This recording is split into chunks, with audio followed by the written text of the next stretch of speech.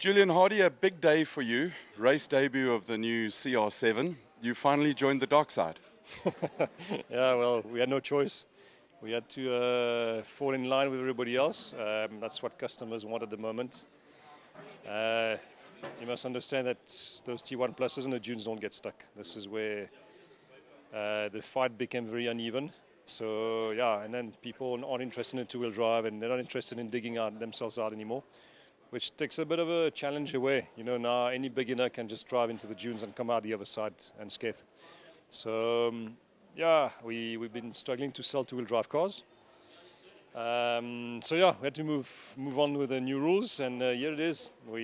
So four-wheel drive, twin turbo, and from designing this car, you started off with a really good two-wheel drive base, but there are challenges, packaging challenges for this sort of car. What were the big challenges for you? So let's make it clear, this is a clean sheet design. Yes, we've used our expertise, experience, and ideas from the two-wheel drive.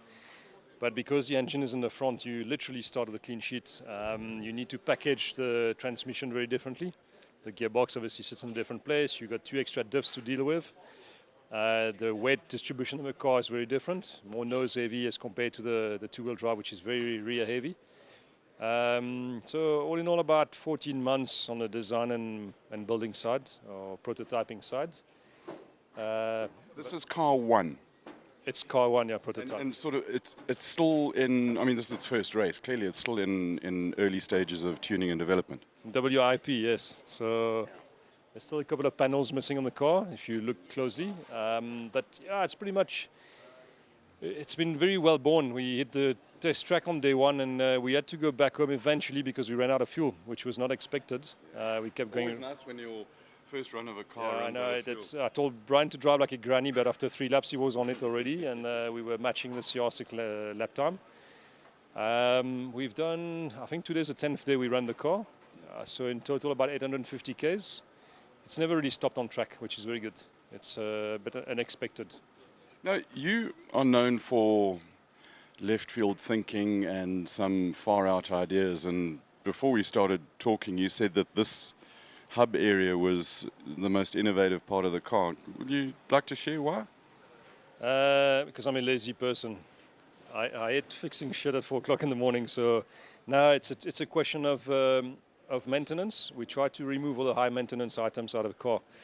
And because the rear suspension of a CR6, which is a base for both front and rear on this car, works so well, we've literally in a Dakar, we don't touch it. I thought, shit, I need to apply the same idea in the front here. So we had to move away from the ball joint system. So we've removed the ball joint altogether. I must have a, what have you got? Oh, you've got clevis down the... Correct, yeah, it's what we call a yoke system, but it's 2 axes instead of a ball, what gives you all your multi-axes. Now we've separated the X-axis and the Z-axis essentially with sealed bearings. So you put it together, you don't touch it. Hopefully, if there's no water getting in, there's nothing to do. And from a weight point of view, it's still within the limits? Yeah, the car, we're about 70 kilos under the minimum weight, so we have to put ballast weights. So it's that is always a great win when you design and build a first car and it comes in underweight. Like we know the story. The first car is always light, and then you start adding this and adding that, and it'll pick up a little bit of weight, but it's a good place to be. 70 kilos is what you want. And cooling, there's just from a very, very brief look that I've had at it, there's quite radical different cooling from what you had on the 6. Yes, because you've got an intercooler close to the engine in front now, so we can't go and fetch air from the roof, because that will bring you nowhere. So all the cooling is happening in the nose of the car, but it's something we're working on at the moment. We had a few surprises today. We're running a bit hot. It's not terrible, but we should be better.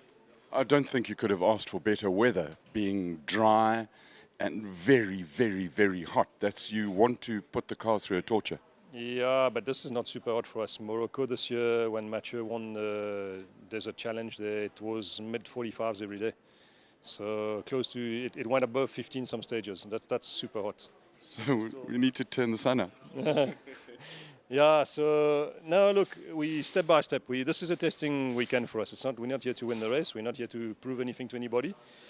We were actually surprised to be here. We started driving the car less than 3 weeks ago, and then we say, shit, the thing is not stopping. There's no major issues here. Let's go racing. And Mark wanted to race with his son, so it was close to Joburg, and we decided, hey, why not? And it'll be good to reveal the car to everybody and show some, potential buyers what the car can do. The bit that you are most proud of on this car, what is that? The roofline. I can't see it. No, overall the look of the car. These cars are very ungainly. The proportions are wrong to make it sexy. It's very hard. So we work very hard to try to disguise the bulk and to make it elegant, which is always a tricky one. When we built the CR6 a few years back, I thought it'll be a tough act to beat, But I think we've done it. I think people arguably see that this is, or say that this car is actually better looking than the 6. That's something we take pride of. We don't want to build ugly cars, and I think people appreciate that. Ugly cars are seldom fast, but beautiful cars have got a better chance of being fast. While you're at it, we need to distinguish ourselves from the competition. If you buy Toyota or a Ford, people expect the thing to look like a Toyota or a Ford. We need to sell something different, and some people, typically our clients are wealthy businessmen. They want to show off their nice toys, and this is one way to appeal to them, in terms, despite the performance and the cost and the maintenance and all that, It's almost like a woman. If you're going to have one, better get a reasonably good-looking one, because it's got maintenance issues and high costs and all that. No comments. Julien, thank you so much for sharing. Pleasure. We'll talk over the next day and a bit. And congratulations on bringing what I think it's an exciting looking car, and all the best. Thank you very much.